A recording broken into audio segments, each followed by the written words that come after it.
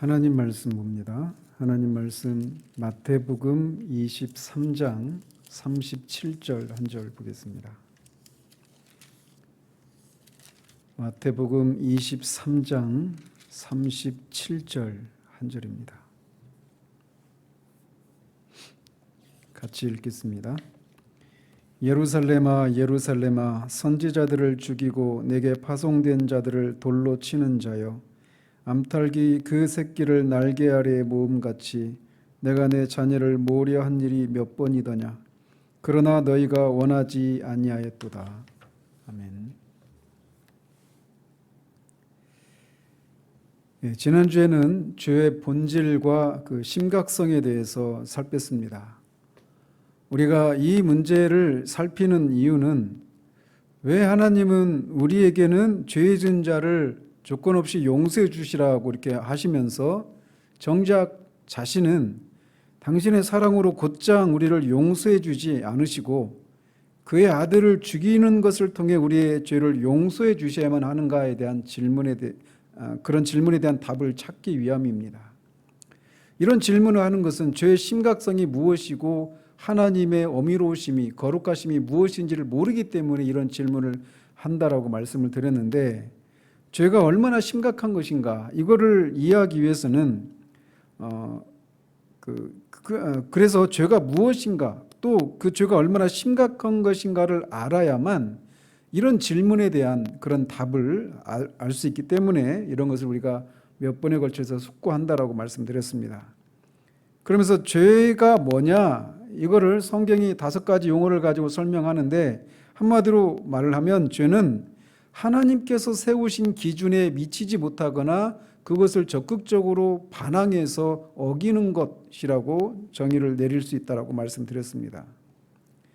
그리고 그렇게 하는 것의 뿌리에는 하나님을 하나님으로 인정하지 않고 그분을 향한 적극적인 반항심이 깔려 있다고 말씀드렸습니다.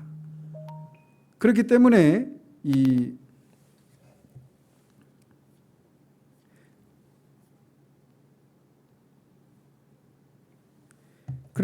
우리는 이 죄에 대한 책임이 있게 된다라고 말씀을 드렸습니다. 오늘은 그 내용을 살피려고 하는 겁니다. 그러면서 지난주에도 말씀드린 것처럼 오늘날에는 죄에 대한 이런 성경적인 개념을 거부하는 다양한 시도들이 나타나고 있다라고 말씀드렸습니다. 그래서 가장 흔한 경우가 있다라면 우리가 죄의 희생자다라고 하는 그런 개념을 들먹인다라는 거예요. 그래서 예를 들면 우리의 유전자가 이런 유전자를 가지고 있기 때문에 죄를 지을 수밖에 없다라는 것이죠. 그러니 그런 죄를 범한 나에게 책임을 물어서는 안 된다, 이런 식이죠. 또는 우리의 어떤 호르몬이, 우리의 어떤 우리 몸 안에 넣어도 화학적인 그런 성질들이 남다르기 때문에 나도 어쩔 수가 없다, 이런 식으로 핑계를 댄다든지, 또는 우리의 유전된 부모로부터 물려받은 그런 기질이나 체질들, 이런 것들 때문에 그럴 수밖에 없다, 이런 식으로 변명을 한다든지, 또는 우리의 어린 시절에 부모로부터 어떤 학대를 받거나, 또는 부모가 우리를 잘못 가르치고 잘못 대한 어떤 여러 가지 부모의 실수들 때문에 내가 지금 이렇게 되었다라고 말하면서 자신의 죄에 대한 책임을 부모에게 돌리는 이런 식, 또는 또 마찬가지로 우리의 성장 과정이 그럴 수밖에 없다. 오늘 나의 현재 내가 나둔 것은 내가 이런저런 성장 과정을 거쳤기 때문에 그럴 수밖에 없다, 이런 식으로 핑계를 댄다든지, 또는 우리의 교육적인 환경들, 교육을 받을 수 있는 그런 기회가 주어지지 않았고 교육 환경이 너무나 열악했기 때문에 오늘 내가 이 모양이 되었다, 이런 식으로 핑계를 대는 거죠. 좀 더 넓게 말하면 내가 속한 사회 환경이 이렇기 때문에 우리가 죄를 지을 수밖에 없다라고 말을 하면서 이런저런 다양한 이유들을 가지고 죄에 대한 책임을 우리가 질 것이 아니라 우리를 그렇게 죄를 지을 수밖에 없도록 만든 이 다양한 환경들 탓이다라고 말하는 이런 풍토들이 세상에도 그렇고 교회 안에도 많이 들어와 있다라는 거죠. 어쩌면 우리는 이런 지금 제가 방금 말씀드린 몇 가지 이런 것들을 들으면서 이런 것들에 너무나 우리가 익숙해져 있기 때문에 이게 뭐가 문제인가 라고 생각할 수 있을 정도로 이런 생각들이 너무나 일반적인 그런 현상이 되어버렸습니다. 그래서 이 죄에 대한 개인의 죄를 지은 것에 대한 이 죄를 지은 그 사람이 그 당사자가 책임을 져야 한다라고 하는 이런 전통적인 개념을 무너뜨리는 이 최일선에 서 있는 그룹이 있다라면 스키너라고 하는 심리학자로 대표되는 행동주의 심리학이라고 말을 할 수 있습니다. 제가 심리학을 전공한 사람도 아니고 지금 말씀을 듣고 있는 여러분도 심리학 전공하신 분도 계시겠지만 지금 현재 말씀을 듣고 있는 분들은 그 심리학을 전공한 분들이 안 계시니까 제가 어떤 이것을 깊이 있게 다룰 수도 없고 또 그래서 다루지는 않겠습니다. 그렇지만 어쨌든 오늘날 인류가 그 행동주의 심리학자들이 말하는 바는 오늘날 인류가 직면한 여러 가지 문제들, 이를테면 인구 증가의 문제랄지 핵전쟁, 기근, 질병과 공해와 같은 문제들, 더 나아가서 개인적이고 사회적인 여러 가지 문제들은 인간의 그 내면에 있는 어떤 그런 문제들, 인간 안에 있는 어떤 의식 또는 영혼의 문제 이런 것들이 아니라 인간의 환경, 그 인간 밖에 있는 환경을 변화시키면 그래서 그 인간으로 하여금 바르게 행동할 수 있도록 그의 환경을 조작하고 조성해주면 이런 모든 문제들을 해결할 수 있다라고 주장합니다. 그게 행동주의 심리학이에요. 그래서 어떤 사람이 어떤 죄를 잘못된 행동을 하면 그 사람의 내면이 심리 상태가 어떠한가 이런 걸 그 사람이 어떤 의식을 살피고 그런 행동을 할 수밖에 없는 그 사람의 생각이나 사상이나 이런 것들을 살피는 것이 아니라 그 사람이 자라온 환경 또 성장 과정 그의 유전자 이런 것들은 객관적으로 점검할 수 있는 거잖아요. 그래서 그런 객관적인 그런 것들을 살펴서 그 사람이 그런 행동을 할 수밖에 없었구나라고 판단을 하면서 그런 행동을 하지 않을 수 있도록 그의 외적인 환경들을 개선시키고 조작해주면 그런 올바른 우리가 기대하는 그런 행동을 할 수 있다. 이것이 행동주의 심리학에서 말하는 대개 이제 그것을 주장하는 거란 말이죠. 그래서 그들은 이 전통적으로 내려온 인간에 대한 생각, 두 가지 생각을 그들은 거부합니다. 두 가지 전통적으로 내려온 두 가지 생각이 뭐냐면 하나는 인간은 자기 행동에 대해서 책임을 지는 자율적인 그런 인간이라고 하는 개념. 그리고 인간에게는 그의 업적에 따른 공로가 주어진다라고 하는 존엄성. 이 자율적인 인간, 그 행동에 따른 공로가 주어진다고 하는 이런 인간의 존엄성, 이 두 가지를 그들은 거부합니다. 그런 것들은 환상에 불과하다라는 거예요. 그래서 사회적인 환경이나 문화적인 환경에 따라서 어떤 행동을 할 따름이라고 그들은 이해를 합니다.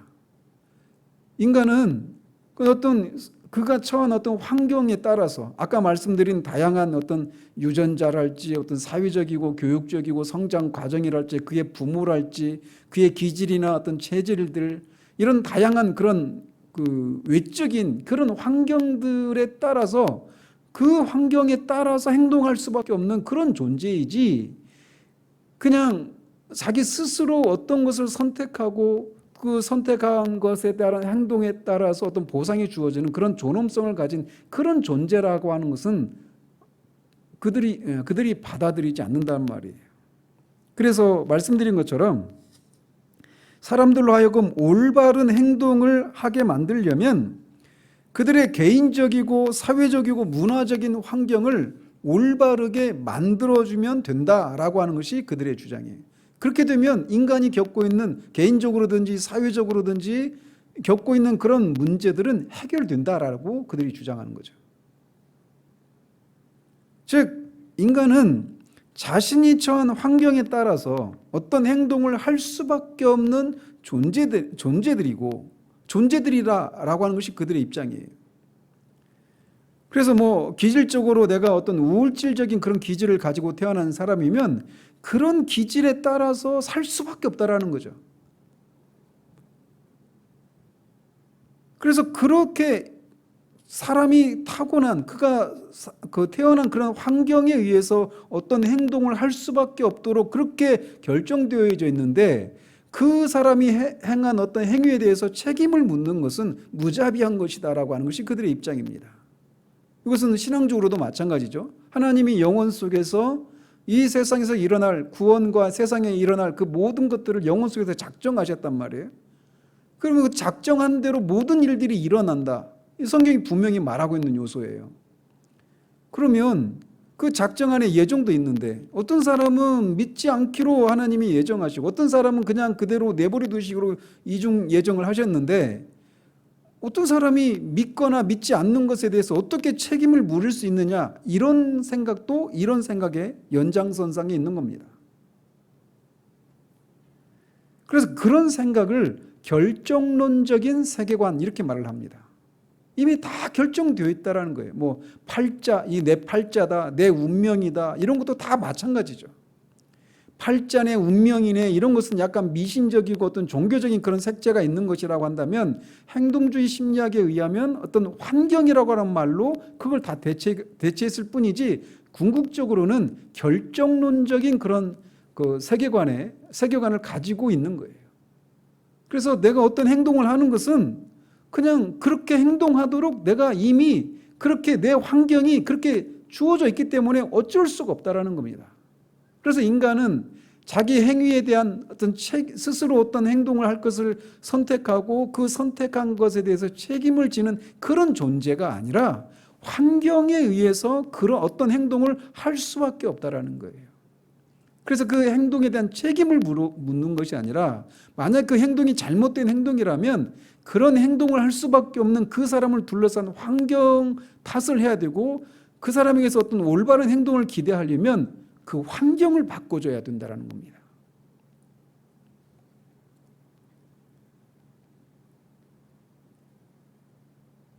우리는 물론 한 사람이 어떤 환경에서 자랐는가에 따라서 그들의 행동이 어느 정도 영향을 받는다라고 하는 것을 인정합니다. 그래서 실제로 이 형법상에서도 죄를 범한 사람이 어떤 상태에서 어떤 환경에서 그 죄를 범했는가에 대해서 면밀히 심리해서 선고를 하잖아요. 예를 들어서 그 사람이 어떤 죄를 지었는데 술을 먹고 했는지 또는 약에 취해서 했는지 이런 걸 따지잖아요. 즉 심신미약의 상태에서 했는지 이를테면 아이를 막 그냥 죽이는 그런 경우들이 있잖아요. 끔찍한 일들이 있잖아요. 근데 그 사정을 들어보니까 독박 육아에 막 그런 산후 우울증에 시달리다가 결국 그렇게 하지 말아야 될 일들을 하는 경우들도 있잖아요. 그런 식으로 어떤 그 사람이 어떤 행동을 하게 된 그 배경을 면밀히 살피는 그런 일들을 한단 말이에요. 왜 그러느냐면 인간은 환경에 따라서 어떤 행동을 하게 되는 환경의 영향을 받는 그런 존재이기 때문이다라고 하는 생각을 가지고 있기 때문에 그렇게 얘기를 하는 거죠. 그래서 오늘날 우리 사회에서도 문제가 되고 있는 게 이 촉법 청소년 문제가 있잖아요. 미성년자니까 자신이 저지른 그 범죄에 대해서 책임을 지지 않는 것을 악용하고 있는 그런 사례들 때문에 사회적인 문제가 되고 있지 않습니까? 그런데 그런 규정을 둔 이유는 뭐냐? 인간이 아직은 스스로 어떤 것을 옳고 그르고를 분별할 수 없기 때문에 이라고 하는, 즉 좀 더 그가 배우고 성장하고 인격적으로 성숙한 그런 과정을, 그런 환경이 아니기 때문에 그가 범한 그 죄에 대해서 성인들과 똑같이 죄를 물어서는 안 된다라고 하는 생각을 가지고 그런 법을 제정한 것이죠. 또 살인을 했다든지 어떤 범죄를 했을 때 그게 의도적으로 한 것인지 아니면 의도적인 건 아니라 어떤 우발적으로 한 것인지 이런 것들을 다 따지는 이유는 인간이 어떤 행동을 하는 것에 대해서 환경에 어느 정도의 영향을 받는다라고 하는 것을 전제하고 있기 때문에 그런 현상이 나타나는 것이죠. 그래서 이렇게 이 환경이 사람의 행동에 영향을 미치고 있다라고 하는 것을 인정하고 있기 때문에 정상을 참작해서 그 사람이 저지른 죄에 대한 책임을 경감해 주기도 합니다. 물론 그 과정에서 막 너무나 이런 관대한 선고가 내려지거나 그것을 악용하는 사례들이 있어요. 그럼에도 불구하고 인간의 행동에 대한 책임을, 그래서 그런 것을 감안해서 그 사람의 행동에 대한 책임을 어느 정도 감안해서 이렇게 축소하는 일들이 있어요. 그렇지만 행동주의 심리학자들이 말하는 것처럼 인간은 전적으로 환경에 그런 영향을 받는 존재이기 때문에 어떤 전적으로 그런 인간의 책임을 물어서는 안 된다라고 하는, 인간이 자신의 행위에 대한 책임을 완전히 제거하는 것과 그 책임을 축소하는 것은 별개의 문제라는 거죠. 엄연한 차이가 있는 겁니다. 그렇기 때문에 어떤 사람이 그가 비록 그리스도인이 아니라 하더라도 인간은 어떻게 행동하고 반응할 것을 미리 프로그램화된 그런 컴퓨터와 같은 존재거나 또는 자기의 본능에 의해서 활동하는 그런 동물과 같은 존재다라고 하는 생각을 믿지 않는 사람들도 거부한단 말이에요. 오히려 인간은 자기 스스로 어떤 행동을 할 것인가를 선택하고 그 선택에 대한 책임을 져야 하는 존재라고 하는 생각에 그리스도인인지 아니든지를 막론하고 거의 대부분이 동의하고 있는 사실입니다. 그래서 사람은 A냐 B냐라고 하는 이 양자택일의 상황에서 어떤 것을 하기로 결정할 수 있는 그런 존재라고 하는 것에 거의 대부분의 사람들이 생각을 일치하고 있어요. 생각이 일치하고 있습니다. 그렇기 때문에 우리가 어떤 선택을 하고 나서 그 선택에 대해서 내가 왜 그런 선택을 했지라고 후회하거나 또는 그 선택에 대해서 내가 정말 그건 잘 선택했어, 잘했어 라고 스스로를 칭찬하는 그런 일들을 하는 그런 일이 우리 가운데 일어나는 것은 인간은 스스로 무엇인가를 선택하고 그것에 대해서 책임을 지는 존재라고 하는 생각에 우리가 동의하고 있기 때문에 그런 생각을 하는 것이죠. 이것은 우리 자신을 향해서만이 아니라 다른 사람을 향해서도 마찬가지예요. 다른 사람의 어떤 선택에 대해서, 어떤 행동에 대해서 왜 저런 짓을 했지라고 하면서 그를 책망하고 비난하거나 또는 그 사람을 칭찬하는 이런 것도 다 그 사람도 나처럼 스스로 무엇인가를 하기로 선택하고 그 선택한 것에 대해서는 스스로 책임을 져야 되는 그런 자율적인 존재로 지은 자율적인 인간이라고 하는 것을 전제하고 있기 때문에 그런 일들을 하는 것이죠.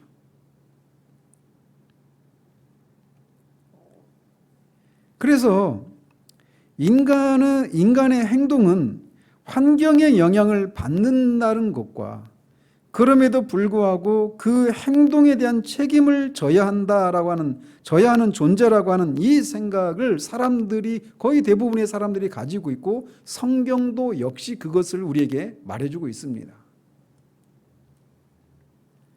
그래서 성경도 인간이 어떤 행동을 취할 수밖에 없는 그의 내적이고 외적인 압박이나 환경을 인정하고 있어요.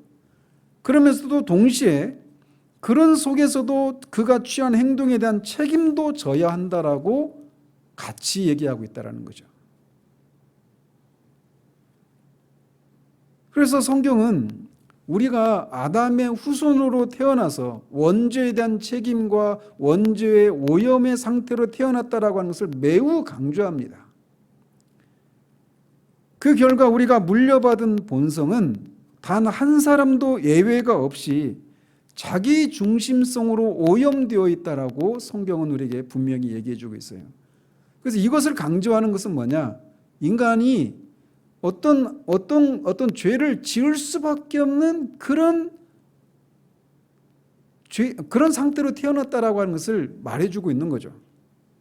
그래서 우리 주님이 악한 생각, 곧 음란과 도둑질과 살인과 간음과 탐욕과 악독과 속임과 음탕과 질투와 비방과 교만과 우매함 등과 같은 이런 악한 생각이 속에서, 곧 사람의 마음에서 나온다라고 말씀하셨습니다. 또 요한복음 8장 34절에서는 죄인을 죄의 종, 이렇게 죄의 노예라고 묘사하십니다. 실제로 우리는 세상과 육신과 마귀의 노예로 태어납니다.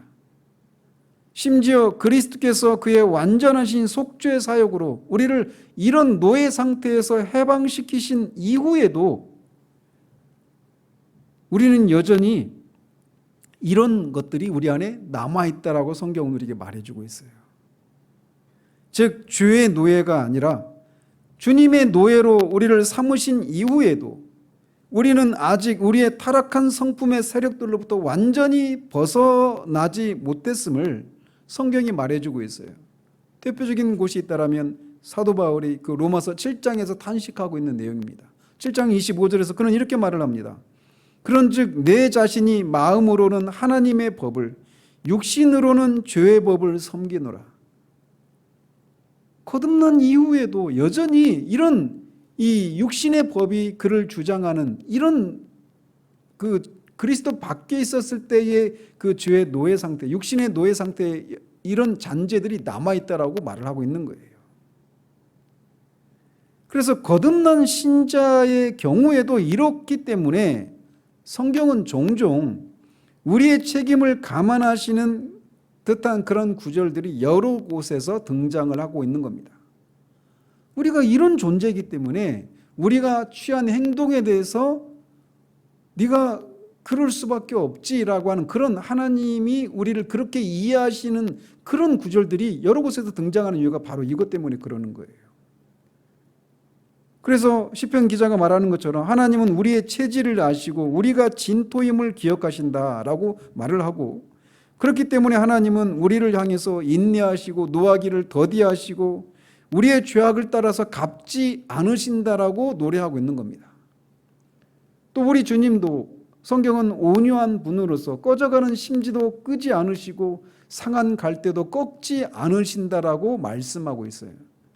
그래서 이런 요소들은 우리 인간이 심지어 거듭난 신자들조차도 환경에 이런 죄라고 하는 세상과 마귀와 육신의 또 죄의 그 노예 상태 가운데서 있었고 그런 영향이 여전히 거듭난 이후에도 남아있기 때문에 이렇게 우리가 죄를 짓는 것에 대해서 어느 정도 우리의 책임을 감안하시고 바라보시고 대하시는 듯한 이런 말씀들을 하고 계신 거예요.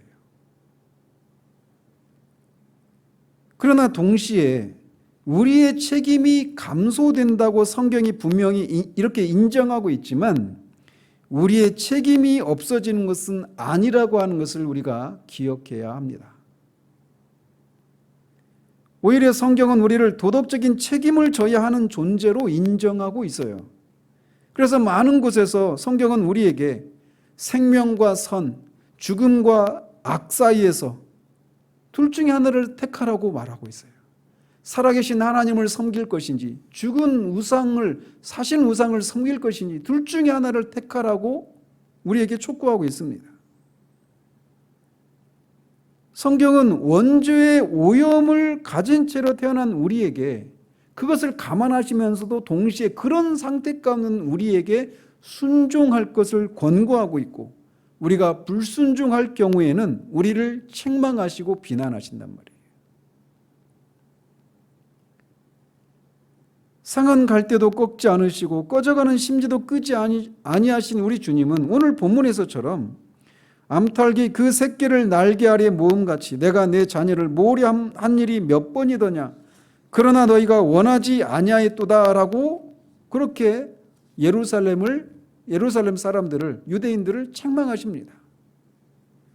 즉 유대인들이 예루살렘이 그렇게 영적으로 어둡고 배교 상태 가운데 있고 그들을 향해서 하나님의 진노가 임박해 있는 그런 상태에 있게 된 원인이 그들이 너희가 원하지 아니하였기 때문이다라고 주님이 말씀하고 계신 거예요.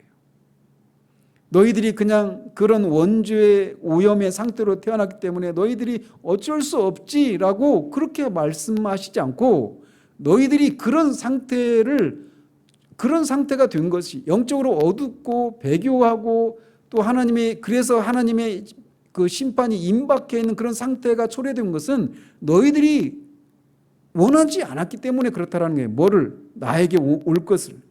주님이 그 자녀들을 모으기를 원하셨는데 이들은 그것을 거부하고 원하지 않았기 때문에 그런 상태가 되었다라고 하면서 그들에게 책임을 묻고 계신 거예요.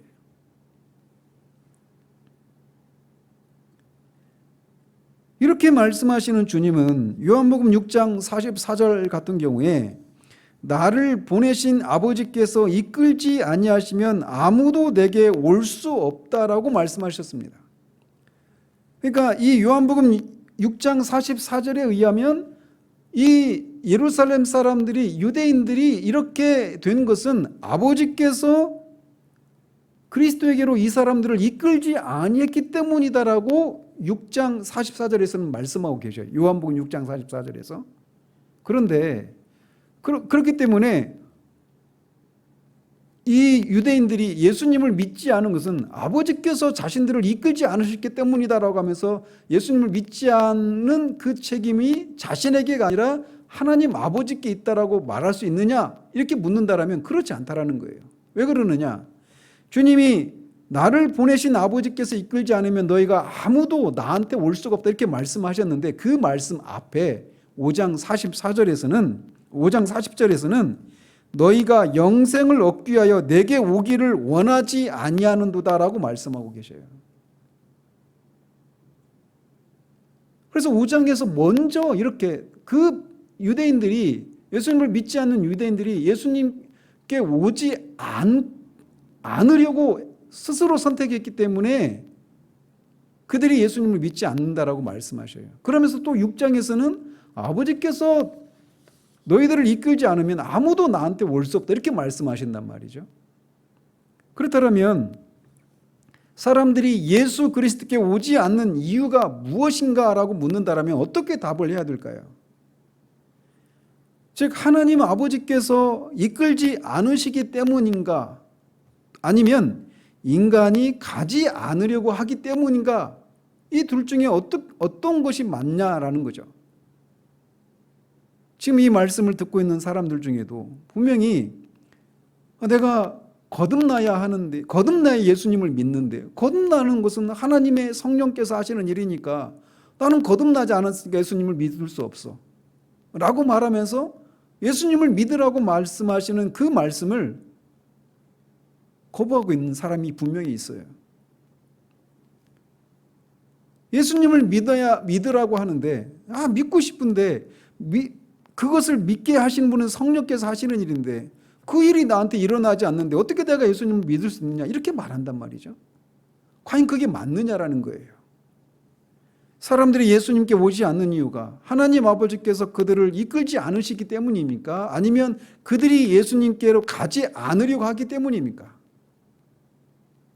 우리는 둘 중에 하나가 맞다라고 생각해요. 그래서 대부분 믿지 않는 사람들은 하나님 아버지께서 나를 믿도록 믿음을 주시지 않고 나를 이끌지 않기 때문입니다, 나를 거듭나게 하지 않기 때문입니다, 이렇게 답을 할 거예요.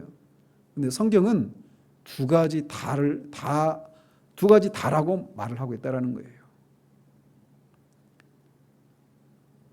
이 할 수 없음과 하고자 하지 않음 속에 하나님의 주권과 인간의 책임이라고 하는 궁극적인 이율 배반이 모순이 존재합니다.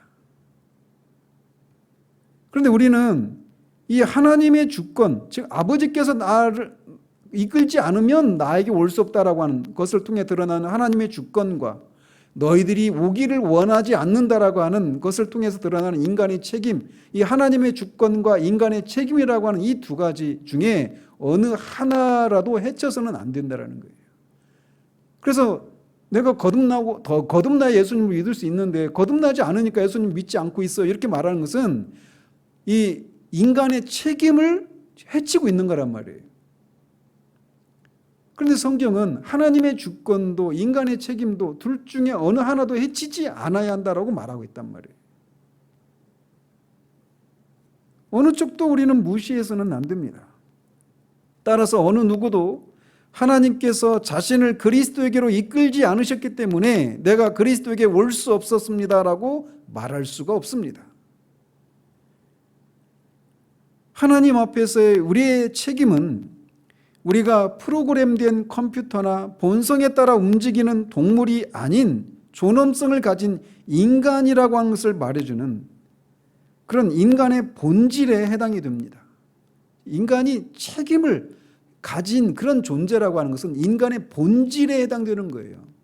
인간이 동물이 아니라 프로그램된 그런 컴퓨터가 아니라 환경에 의해서, 운명에 의해서, 팔자에 의해서 어쩔 수가 없어요 라고 말하는 그런 존재가 아니라고 하는 것을 말해준단 말이에요.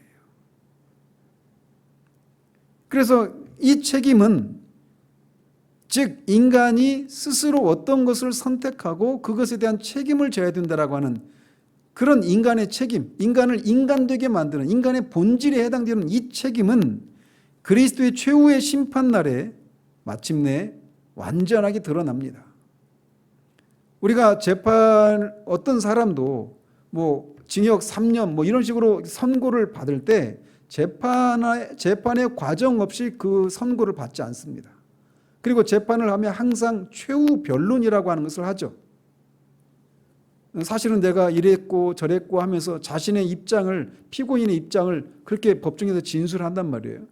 그런 것처럼 그렇게 하는 것은 인간에 대한 존중입니다. 그런데 마찬가지로 최후의 심판날에 모든 사람들이 이 세상에서 믿었던 사람이든 믿지 않았던 사람이든 사회적으로 지위가 높았든 낮았든 어떤 처지에 있었던 사람이든지 간에 하나님의 보좌 앞에 서서 자신의 행위에 대해서 최후 진술을 하게 될 것입니다. 그렇게 하시는 이유가 뭐냐?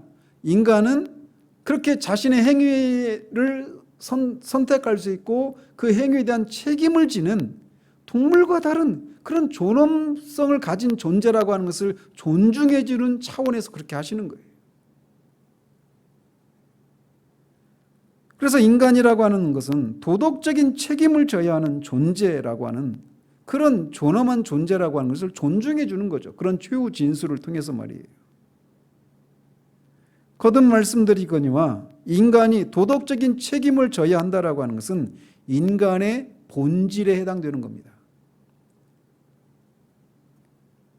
그래서 에밀 브루너라고 하는 신학자는 인간됨의 불가결한 측면으로서, 즉 인간이 인간되는 것은 인간이 책임이 있는, 책임을 질 수 있는 그런 존재라고 하는 것을 강조하면서 이렇게 말을 합니다.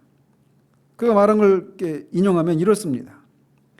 오늘날 우리의 슬로건은 어떤 이유에서도 결정론을 거부한다는 것이어야 한다. 결정론이 앞에서도 말씀드렸죠. 우리가 원죄를 가지고 태어났기 때문에 이런 죄를 지을 수밖에 없어요 라고 하는 그런 것도 결정론에 해당되는 거죠. 그래서 어떤 이유에서도 결정론을 거부한다는 것이 오늘날 우리의 슬로건이어야 한다. 왜냐하면 결정론은 인간을 인간으로 이해하는 모든 이해를 불가능하게 만들기 때문이다.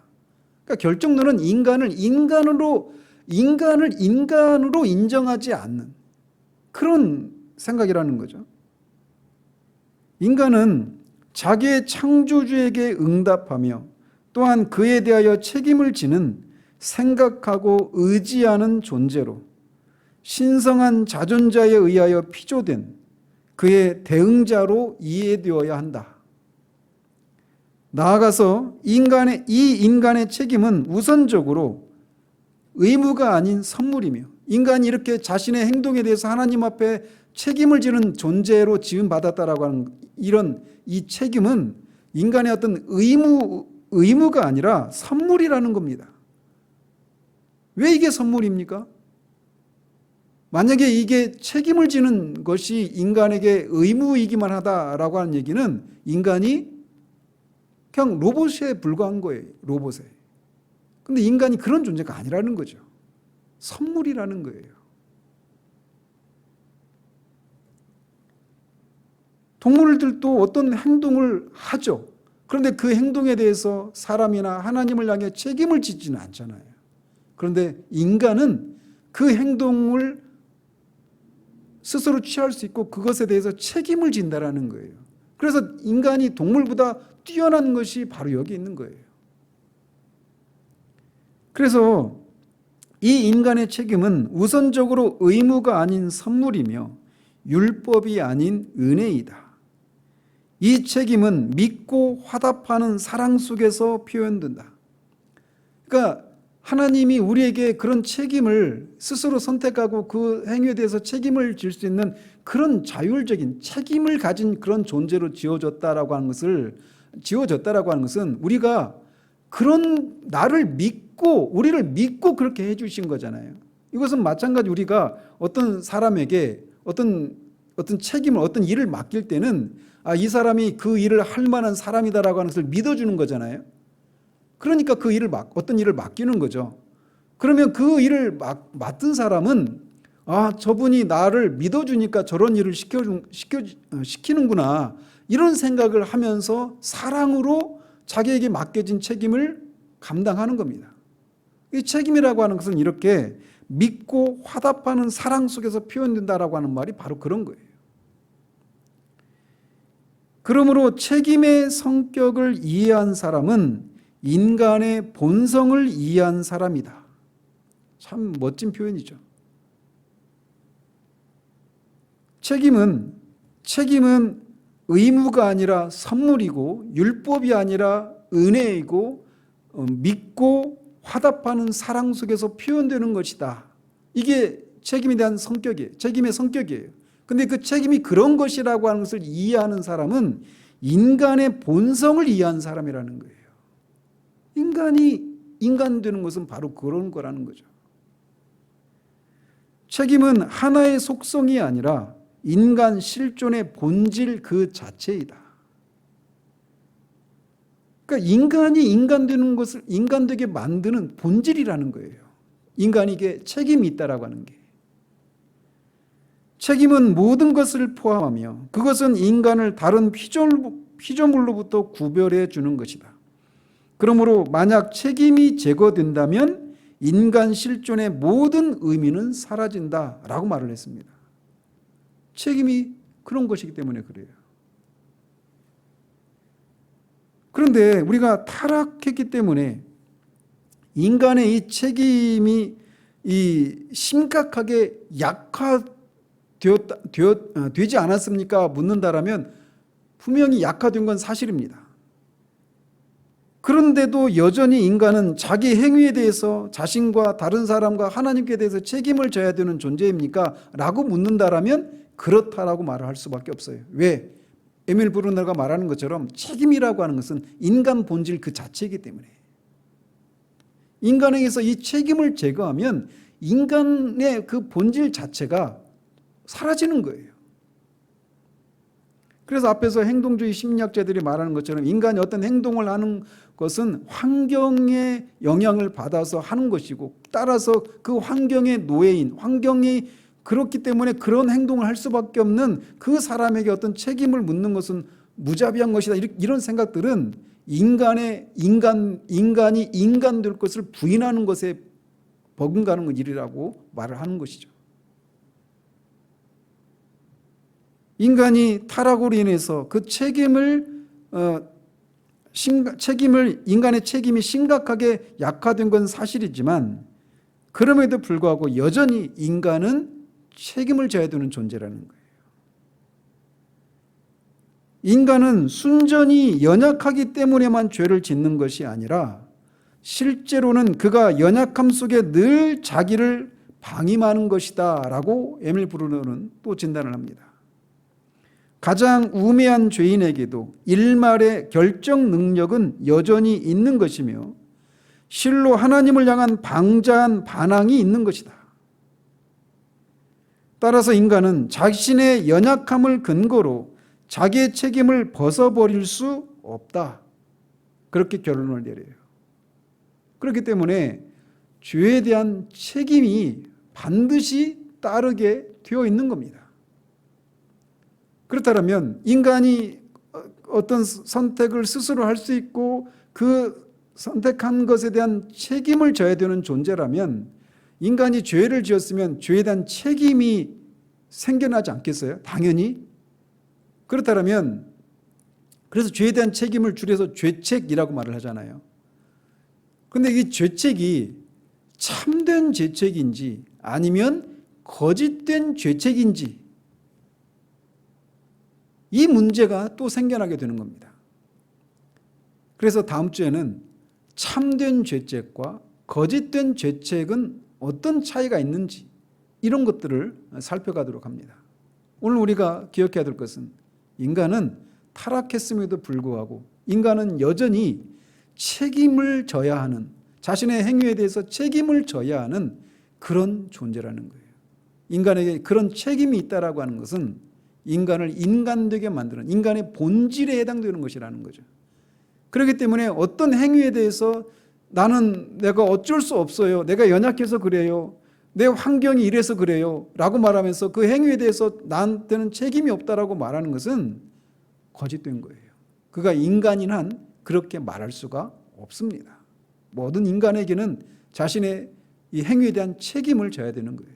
이 말씀을 듣고 계신 분들 중에 나는 예수님을 믿어야 되는 건 알겠고 믿고 싶은데 나는 거듭나지 않았기 때문에 하나님이 나에게 그런 믿음을 주지 않으니까 나를 거듭나지 않게 하시니까 나를 그리스도께로 이끌지 않으니까 나는 어쩔 수 없어요. 이렇게 말할 수가 없다는 사실을 기억하시길 바랍니다. 여러분에게 주님은 말씀하십니다. 주 예수를 믿으라 라고 말이죠.